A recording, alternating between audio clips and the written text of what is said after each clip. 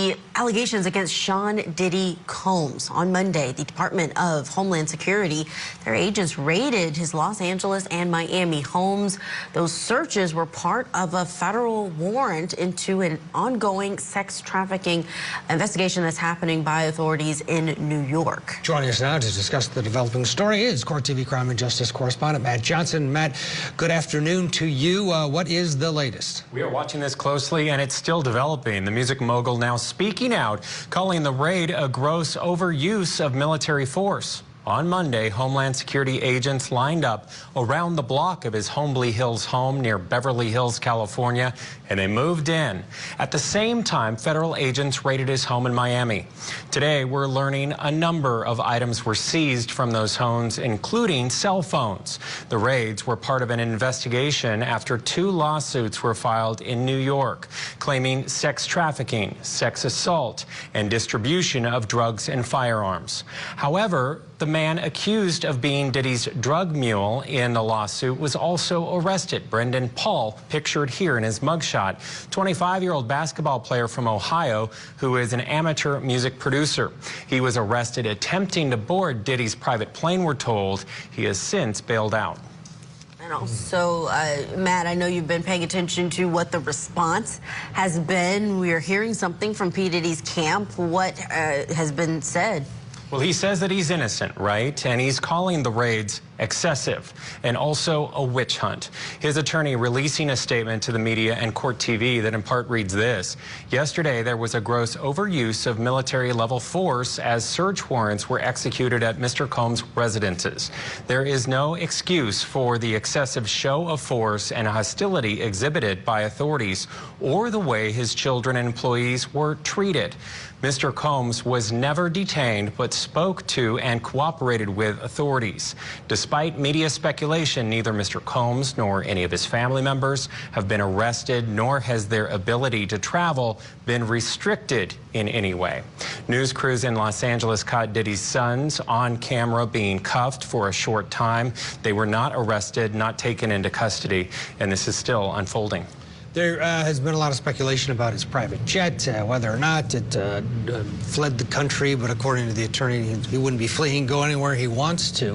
What do we know about where he is?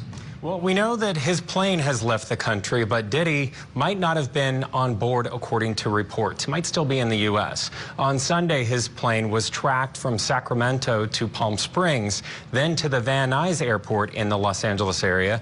Then on Monday, the day of the raids, the plane left from California and landed in the Caribbean. Diddy's reps saying that the trip was part of a scheduled spring break vacation for his family. Diddy was seen pacing at the airport in Miami, we're told, when all of this was unfolding and those raids were occurring. But we're told that he's still in the country. Okay. Matt Johnson, thanks so much for following this closely for us and for that live report. Still with us, criminal defense attorney Ashley Bardenquist is standing by. Ashley, this has made international news. Sean Combs is such a big name in not only the music industry, but entertainment industry. And seeing those agents has people questioning what comes next. This is a warrant of his home. What do you think prosecutors who are leading this up in New York, as far as this investigation, what do you think we will see in the headlines next? Well, I think that what the prosecutors probably should have, but I don't know if they were expecting, is that there's pushback. Obviously, seeing a warrant served at somebody's house, particularly such a large name, is going to get attention. But the service of warrants in so many cases is rarely done cleanly, calmly, politely. I have had countless clients who have talked about how their house was an absolute wreck after the service of a warrant, how the way that they were treated was rude and harsh and inappropriate. And usually that isn't going to have a big impact. But when you are in the court of public opinion, as you will be in a case like this, the pushback on how this warrant was served, the military level strength used, etc., is going to be something that is tried. So what are we going to see from prosecutors? I think we're going to see them making sure that as it moves forward, that the officer conduct is unimpeachable, that there are manners used even in the implementation of warrants, because we're in a very unique position that those kind of things are going to come out and be discussed. Yeah, you make a great point, because you hear this a lot, where people say their homes were tossed, and people that are at home, mothers and grandmothers, are treated abruptly, because this is sort of the MO of how these are done, and for good reason from a law enforcement standpoint, because they want to keep the evidence preserved, but also keep safety. Handcuffing people on the scene actually is not uncommon. It's not, they're just being detained while this process is going on. And that's what we all saw. But to your point, this isn't just Sean Combs. This is the treatment that people across this country get once a warrant has been signed by a judge. Absolutely. And there are so many things that are permitted in the name of officer safety. And detaining individuals, pulling them out of the home, is very common. Whether or not it was necessary to handcuff these individuals is another question. I also think that the fact that his children were taken out and handcuffed is a perfectly reasonable explanation of why he would be pacing or concerned. There's also the very real fact that any individuals of color dealing with law enforcement, there's a certain level of anxiety that is very much deserved, regardless of how high profile that individual is.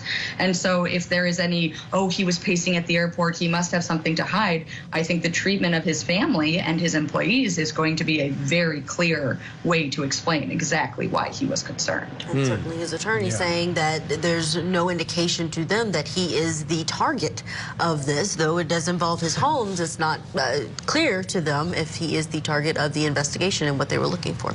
Yeah, but come on. I mean, this is a judge signed a warrant. There's something that the federal prosecutors handling this case out of New York, they realize what they're dealing with as well.